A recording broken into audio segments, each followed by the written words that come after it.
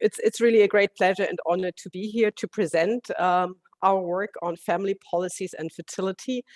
And when I move towards the end of the presentation, I will show some very recent work that we are currently doing, and that is together with Philippe Lambert and Alain Matuziak. And this is why I have listed these two co-authors also on this introductory slide.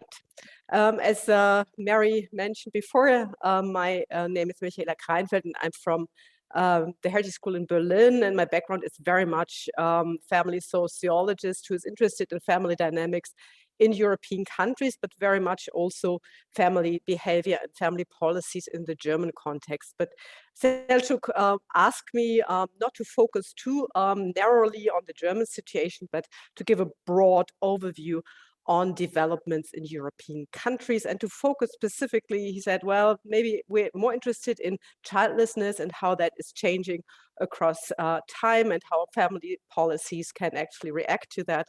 And I was very happy actually to take up this suggestion by Selçuk and focus this talk on this topic. And so how I structured it, I will give an overview on trends in childlessness. I'm very happy to do that because in 2017, we edited a book with several colleagues from many European countries on childlessness in Europe. And it was a good opportunity to revisit that book and update some of the trends that we have, that we have seen already at that time, and we were expecting that these things would develop further, and to update these recent trends for this talk. And afterwards, I will narrow down the investigation and more specifically ask the question, how can family policies influence fertility behavior, in particular, the transition to a first birth? I have to warn you a little bit because my background is that of a demographer, and demographers are very heavy on data. So I will start the presentation with a lot of graphics and a lot of data, but I hope they are not too overwhelming, but they are able to give you a little bit of an overview on current trends in childlessness in European countries. Before I move to the current trends, let me start with the old trends. So take a long view, what are the historical trends in childlessness? And I think these historical trends, they are really very important when we look into childlessness, because we often have this perception that high levels of childlessness, that this is a very recent phenomenon. But that is not the case. High childlessness has always been present in some regions in some historical times. These are data for Switzerland. I have picked here Switzerland because we have good data for some time periods on childlessness for Switzerland that a colleague compiled here based on census data. And the estimate on childlessness for the women born around the turn of the 1900s, so the century before, that was 29% childlessness of this cohort. And we have similar estimates for other countries, very solid estimates for Sweden, around 24% for the cohort 1940, for France, for Germany, Austria, and what I find very striking also for the US, the large differences in childlessness that existed between white and black women for these cohorts. So black women were radically more likely to remain childless for this cohort. The estimate is here 30%. These cohorts born around 1900, 1910, they were, of course, specific cohorts. They experienced World War I, the Great Depression, the Spanish flu, the Second World War, all that were things that happened in their life course and partially in their childbearing years. And it's clear that these aspects that were brought about by these historical events, that includes poverty, health issues, in the case of Germany, a very unbalanced partner market with a very small, a relatively smaller share of males that could be married. and in the case of the US, discrimination against Black women, that all that led to fairly high childlessness for these cohorts. Childlessness declined for subsequent cohorts and reached a historical low about for the cohorts born between around 1940 in many European countries. And one can really say historical low. Probably childlessness has never been that low in historical times. And the cohorts in 1940, these were really the cohorts that lived through this golden age of marriage, where the bourgeois family model was really at its height when these cohorts had their children. But that was really a historical exceptional situation. And since then, since these cohorts, at least in Switzerland and in many other European countries, in particular the German-speaking ones, fertility declined and childlessness increased since these cohorts. What is important to mention before I continue, I talk about childlessness of females mostly, and that has, of course, reasons that are related to our data that we have at our hands in many countries, including Germany. Most censuses and microcensuses and other data, they don't survey the number of children of men, or they haven't done that in the past, and unfortunately, in the case of Germany, not even in the present. So when we talk about childlessness, we talk about childlessness among women, because we often don't have good data about childlessness among men. But for the case of Switzerland, actually, there was a census that asked also men about the number of their children. And based on that, one can reconstruct a little bit the childlessness of men. And what is important to keep in mind, that for certain cohorts, childlessness of men and women do not have to overlap necessarily, in particular when the sex ratio for a given cohort is very unbalanced. But most of the analysis that I will show in the following will be on women's childlessness. So these were the historical trends, and they were meant to illustrate that in long-term historical times, we've always seen high childlessness at one point or the other. But what are the recent trends in European countries? And I will take you through some of the main demographics that are that we have compiled in our book. And our book basically covers the birth cohort up to 1970.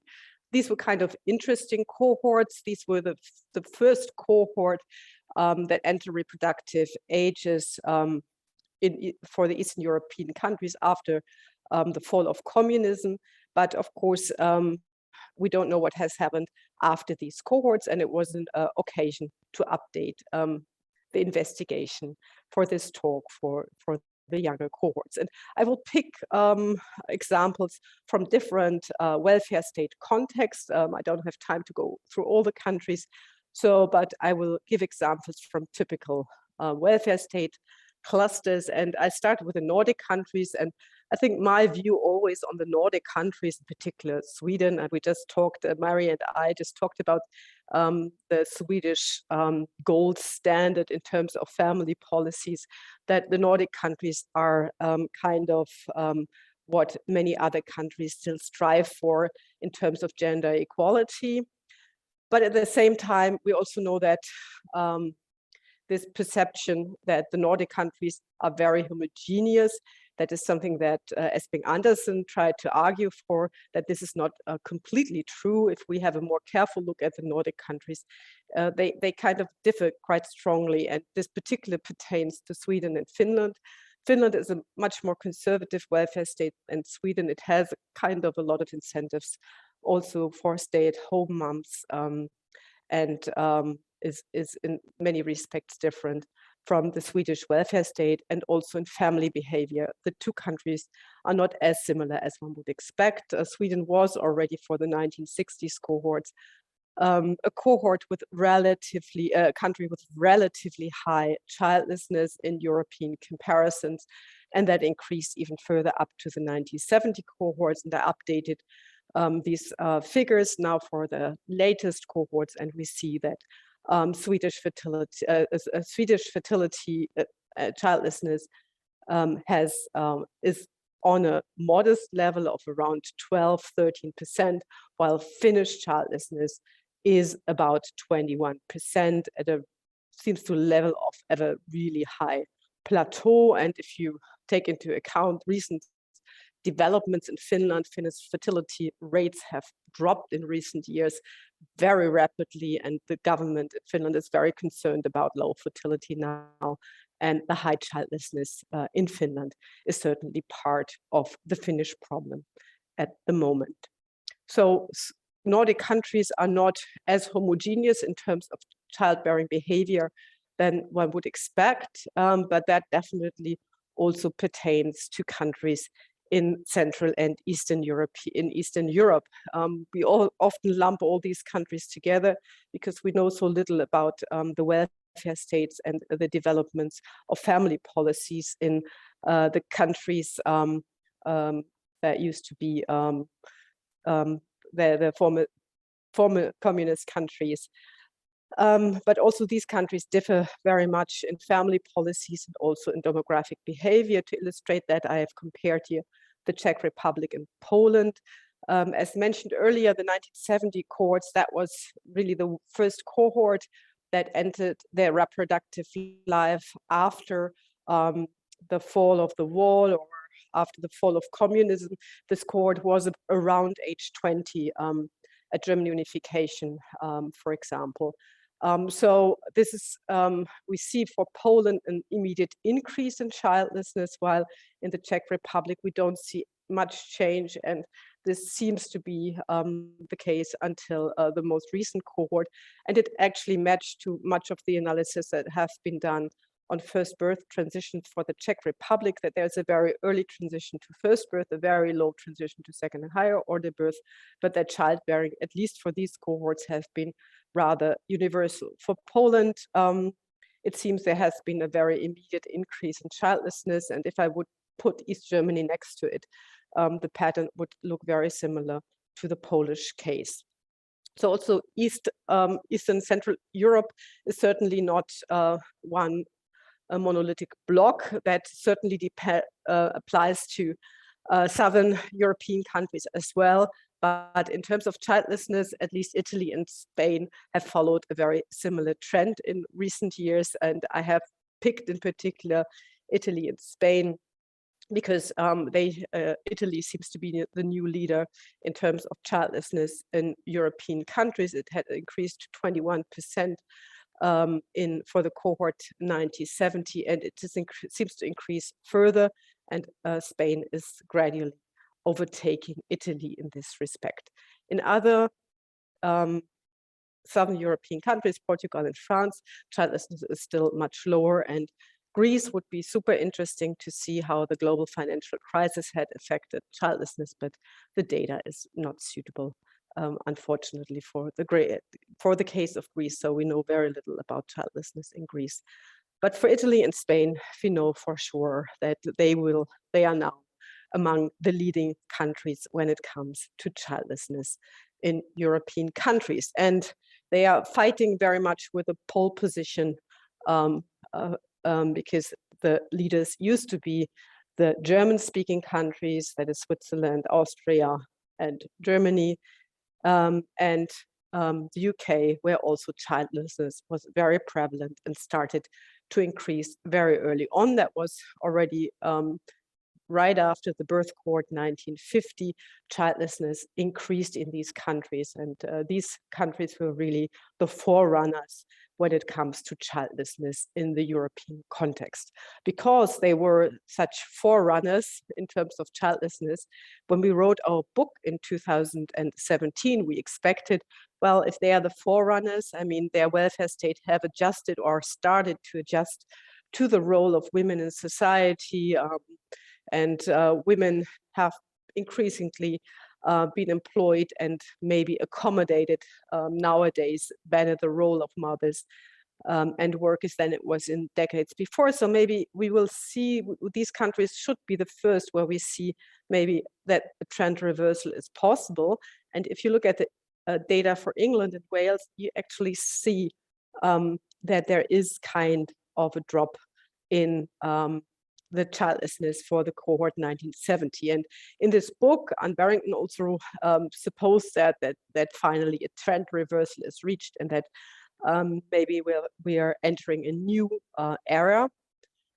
But we were a bit too premature with our assumption, because if we look at the more recent data, we see actually there is not really a trend reversal. It seems that childlessness is just plateauing on a fairly high level in Britain and in Germany as well, at almost a quarter of the women of a cohort remained childless. And I'm speaking here only about West Germany, because the East German situation is again very difficult and different and very difficult, more difficult to compare to overall trends. So that is the development, and one would assume that high childlessness also transfers in low overall fertility, because those women who don't have a first child, they can't have a second or third child. And that is indeed true. If you look at cohort fertility in the 1950s cohorts, Germany was last place, and that has been the case since the 1950 cohorts and continued like that. But for the recent cohorts, Italy and Spain have finally overtaken Germany in terms of low fertility. And the German Family Ministry, they are extremely happy about that development, that Germany is no longer last on the European rating, I would say, fertility rating, and that Italy and Spain is doing even worse. What is interesting about England and Wales, although their fertility is, childlessness is very high in this region, the cohort fertility is nevertheless high, because transitions to higher order birth are quite substantial, that they can make up to some extent for the low childlessness, the high childlessness in this country. So that is about the developments in the overall developments in childlessness and total fertility in European countries. So Europe is coming closer together in some respects, because as in the past, there have been only very few high childlessness countries, namely the German-speaking ones and the UK. But due to the developments in Eastern European countries, where some countries childlessness is taking off, and as well as in Southern Europe, more countries are joining the pool of high childlessness countries. But what are the trends? What are the reasons for childlessness? And of course, the classical reason, and I use here a quotation from Boitano from 1910, and apologizes that it's in German, but I think it's very even understandable, the main message.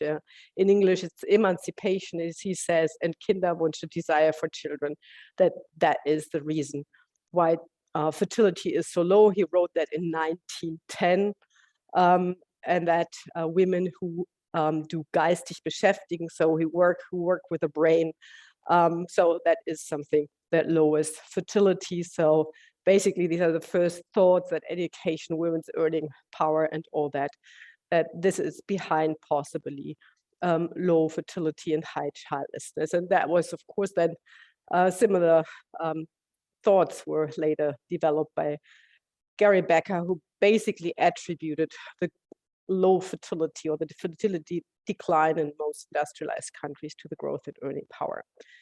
When I wrote my dissertation, I really wanted to disprove Gary Becker. I really hated his readings, and I really wanted to show, well, of course, it's not carved in stone that highly educated and career-minded and women who earn high wages, that they remain childless and have few children. It really depends on family policy. So really understand how economic conditions matter for women's behavior, you also have to factor in the family policies and which incentives they set. And that was my ambition, but other colleagues before have actually disproved, I would say, Becker much before than I did. The work of all my colleagues from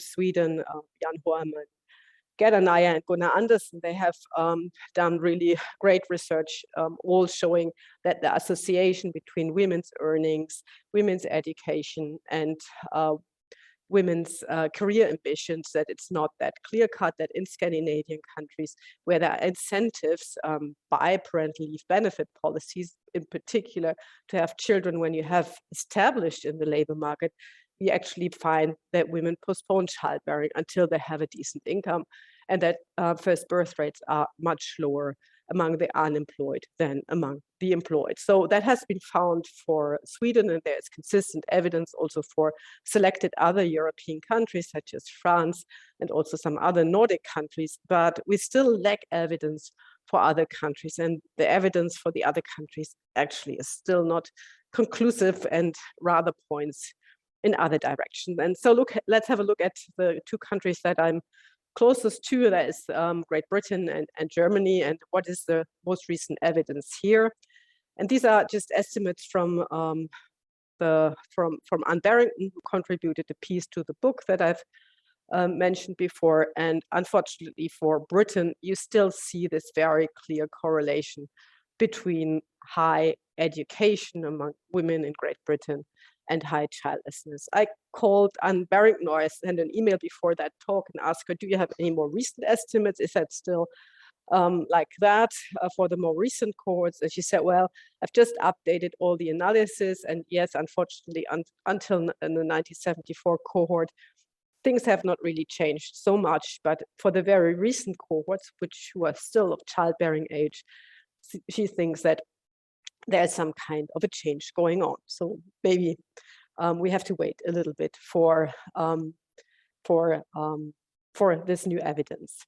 For Germany, we have actually evidence that is kind of promising,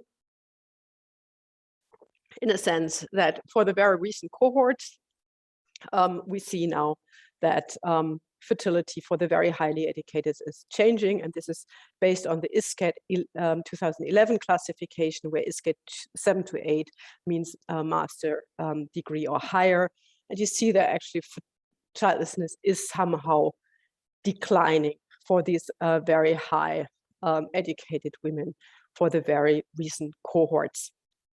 At the same time, and that was very surprising to me, when I started looking into these figures, for some reason it is that childlessness is declining for the highly educated, but at the same time, the median educated, their levels of childlessness is continuously increasing. And these are university educated, these are not university educated women. I apologize, I just have to.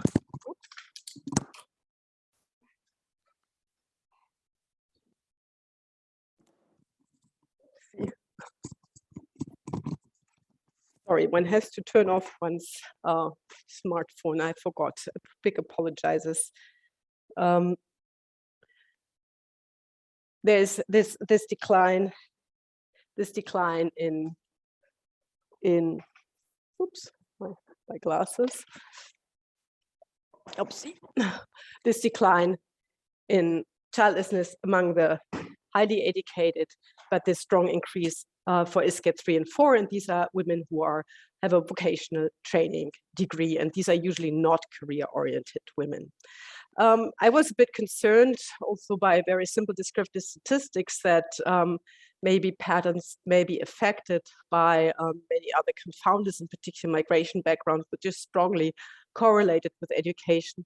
But even if you control for these confounders, the pattern remains not only the same, it's actually, the message is much clearer, that educational differences, they have really narrowed down for the very recent birth cohorts in the case of Germany. Only the very lowly educated, they seem to they still seem to differ from the other groups, but here one has to consider that educational structure has, of course, changed very much for the recent birth cohorts.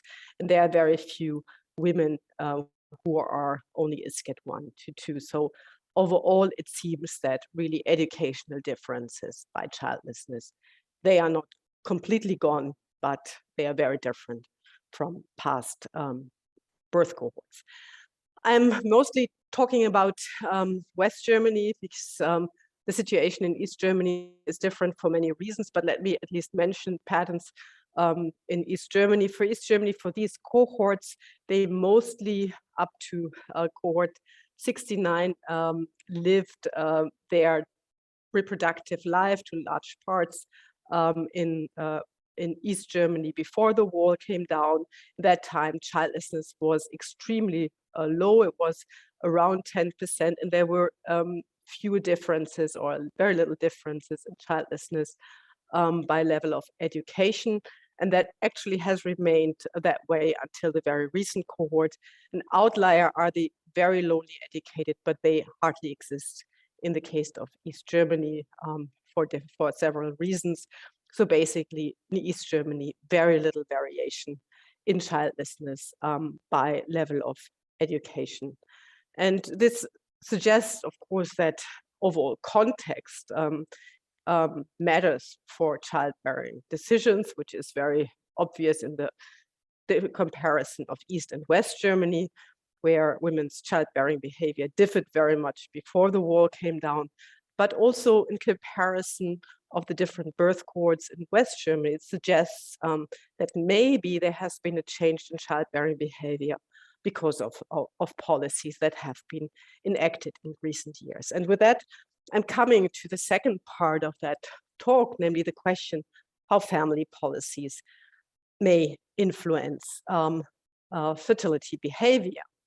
And I think what is important to start from is that there were actually no real family policies that were geared towards fertility or family formation. But there was a very active debate, if you recall, in the early 70s about population aging, population decline. And it was generally assumed that the cause of this development was the low fertility that we have in many European countries, and also the high childlessness among career-oriented women. And in European context, at least, different politicians were differently vocal in expressing these concerns. And Putin was, I think, the most vocal one. He said, we need to raise the birth rate, and that is what he said in 2006. And then he implemented an array of policies which were explicitly designed to increase second and particularly third birth rates in the case of Russia. Germany has a different history and is not very vocal in terms of pro-natalistic policies, but even back then, our former family ministry, in the bill of the reforms that were passed at a very similar time, it was expressed that actually, well, these policies, they will be brought on the way to facilitate family formation. So it's really our goal also in the case of Germany to increase fertility. And the major policy reform that was brought on the way in this context is the parental leave benefit reform that was introduced in 2007 by Ursula von der Leyen. She's now the president of the European Parliament. Back then, she was a family minister from the Conservative Party, actually. And the main policy that she introduced in order, in particular, but not exclusively, to increase fertility was the parental leave benefit reform. And basically, the old regulation just included a flat rate benefit of 300 euro per month that was paid for 2 years. And the new regulation was now earnings related. So the parental leave benefit included 65% of prior earnings. And it was a much shorter duration of parental leave benefits that was paid now. And these regulations, the new regulations, the parental leave benefits were earnings related. So they really set strong incentives for women to secure a sufficient earning before having children. So the whole incentive structure really changed. And some scholars, they described these new policies as really a Nordic term, a landmark reform or a departure from the established policy path. So Germany is no longer this typical conservative welfare state according to this notion, but it has established, have broken away from this established policy path and is more now closer to the Nordic system. So the question that we wanted to answer is, did the parental leave benefit reform really affect fertility behavior? And in particular, did it really affect the association of women's earning and fertility? Because now the incentive structure is very similar to the Swedish system. There should be big incentives to postpone childbearing until you have a decent earning and then start a family. So did the association change in this respect? And that basically brings us to the policy evaluations. I know in Great Britain there is, the governments are much more interested in policy evaluations than this is in the German case. But for this parental leave benefit reform, actually the government has promoted policy evaluation, and it was evaluated whether the policy reform affected women's employment. Indeed, it did. It increased full-time employment, and whether it affected means take up of parental leave, also that was supported this hypothesis, but it was never really evaluated whether this reform had an impact on fertility behavior. And this is what I wanted to do, what I have been trying to do for several years, but it turned out to be not so easy in the end. And I will take you a little bit through my journey, how I try to evaluate the reform effects and some of the results and some of the concerns and thoughts I have just published in the paper in Comparative Population Studies. Well, to start with, actually, analysis on policies and fertility, one can really start with Esping Andersen and look into his foundational book. And I mean, I still think it's amazing by which simple methods and means he tried to make his argument, and he basically correlated the fertility rate and the employment rate for 2 years to show that the gradient has shifted with n equals 19. He based his empirical investigation on a really small sample size, but nevertheless, I think his book was, regardless of the sophistication of his empirical investigation, very powerful, because the main quintessence that came out of it is that governments which really don't support women's employment, that they are punished with low fertility. Although that the approach is not very rigorous, I think he was really foundational also for German family policies, because the family report that actually led to the parental leave benefit reform heavily capitalized on comparative welfare state research. Gerda Nyer, for instance, she commissioned expertise on that, and all that they drew very heavily on Esping Andersen and these comparative welfare state concepts. Although the empirical evidence was, of course, well, I would say questionable. It was not very rigorous in terms of causal analysis. So, of course, my thought was, how can we get more rigorous in terms of empirical investigation? How actually can we analyze the impact of a certain policy on fertility behavior? The gold standard, of course, nowadays is or are randomized controlled trials, and that is very clear. We don't have that in most cases, but we are very close to it. If you think of childcare policies in Germany, most regions, they expanded childcare almost randomly, I would say, and one could use the random variation in the increase in childcare spaces to model fertility, and one had a little bit kind of exogenous variation. That was different with the parental leave benefit reform that was really enacted 1st of January 2007 for everybody. So there was not much variation. So the question was how to really analyze the impact of the reform. And I think, at least in sociology, it's very common to follow a fixed effects approach to unravel causal effects, or a diff approach. So to compare the behavior of a person just before the reform, just after the reform, and to use longitudinal data, of course, so that one compare the individual reaction to a reform on the individual basis. I will try to argue that it doesn't work for fertility behavior, and that maybe a very conventional regression approach, the event history approach, may actually be best suited to unravel the effects of the parental leave benefit reform. So let me try to argue why the fixed effects approach may not work that well. I mean, fixed effects modeling has been used very heavily in demographic research. For instance, Michaela has written a really wonderful article on the effect of having children on life satisfaction. So on the individual level, life satisfaction before and after childbirth could be examined, and one could study the treatment effect by comparing the life satisfaction before and after the event on the individual level, drawing on longitudinal data. I think that works very nicely.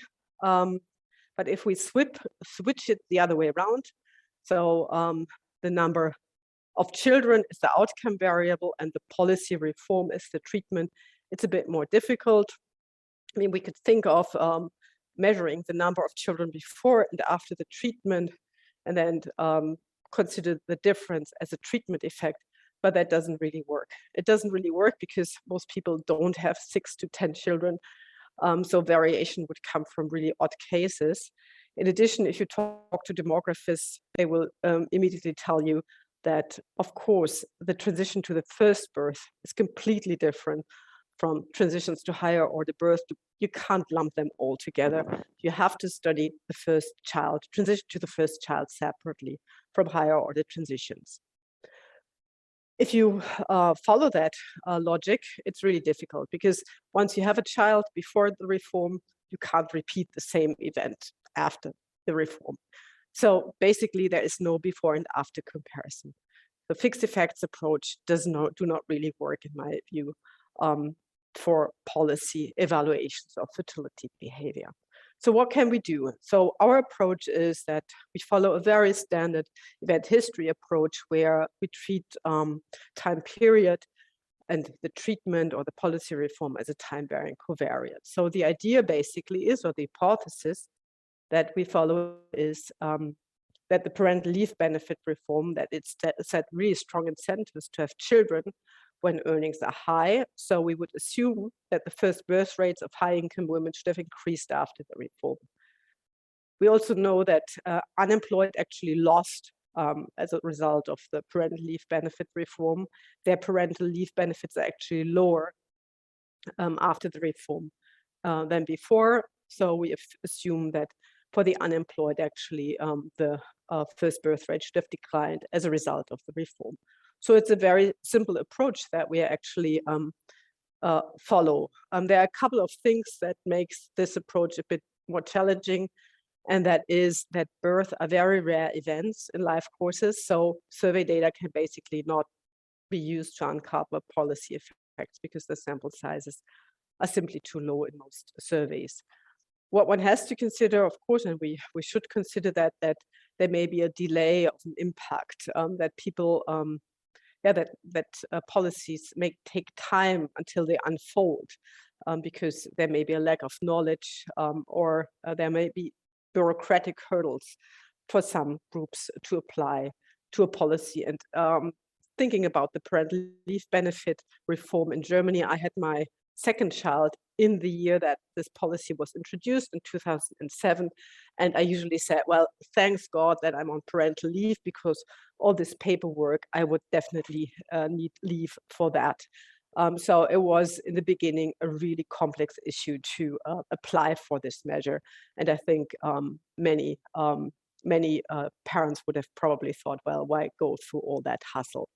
So there can be a delay of the effect. And of course, contexts matter. Implementation of policies may collide with other events. And in the case of the parental leave benefit reform, it very much collided with another event. The global financial crisis actually unfolded at the same time. So one would actually assume, well, maybe the global financial crisis would lead to a postponement of childbearing.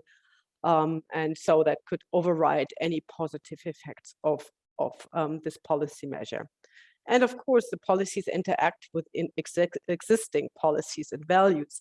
There is a time actually that the European Commission has actually pushed their member states to increase childcare for children under 3, and Germany was one of the countries which really complied to this EU target and expanded their public daycare. And I guess that the parental leave benefit only really works if or the positive effect on employment, also childbearing, can only work if really childcare is expanded at a reasonable degree. So one should probably account also for childcare. But I will have to mention later on that this is really not available in our data at the moment. The same with attitudes and values. We know that this was also a time when attitudes and values were still changing very rapidly in Germany. So how can you really separate the impact of the values from the policy effects? So that is a little bit of the aspects that we have to keep in mind, and that we can't really fully disentangle with the data that we have.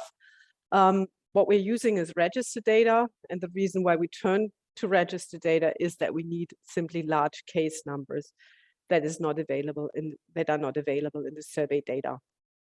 The data is from the German pension fund. It includes about 1% of the resident population in Germany, and has full employment and earning histories, and also for women, full childbearing histories. And for this analysis that I'm presenting, I have only selected West Germany and women aged 20 to 40 at the time period 2000 to 2015. So the model is a piecewise constant model, and we basically control for the major confounders, and in particular whether the reform already was passed or wasn't passed. What is important, our main covariate of interest, is the earning of a person, and this is the sad story about Germany. These are earning points. One earning point means average income, average earnings, and these are the average earnings of women across their life course. And you can see on average, women's earnings are about 40% below means earnings, and these are childless women in this case. We have classified the earnings into low, medium, high, and top is basically that a woman earns more than average earnings, and low is really a very low income that usually means that she will additionally collect in general social benefits or something, because the earnings are so low that she can't sustain herself. So what just jump to the model results very quickly, and I think the most important result that we get from these analysis that indeed the relationship between employment and first birth rates that has flipped in before and after the parental leave benefit reform. So now there is really a negative impact of unemployment on first birth rates. On the other hand, first birth rates of the really top earners have increased after the parental leave reform. The same figure arranged a little bit differently, and I dropped the ones who are unemployed and in education. And you see here to see more clearly the gradient, how that changed, and you can see that the gradient is much steeper after the reform than it was before. So there is evidence that the determinants of childbearing have changed as a result of the reform. Ideally, we would get more closer to the reform to really see whether the impact changed immediately around the time of 2007. The problem is that we don't have such a huge data set. It's only about 500 births per year. So if we have too many categorical variables, the model gets very unstable if we use earnings classified. So what we did here is to throw in earning points as a continuous variable into the model. I'm not very comfortable with that because we don't really know the full shape of the income effect. And but we see kind of that at the reform, the association becomes a bit stronger, in particular for women ages 30 to 40.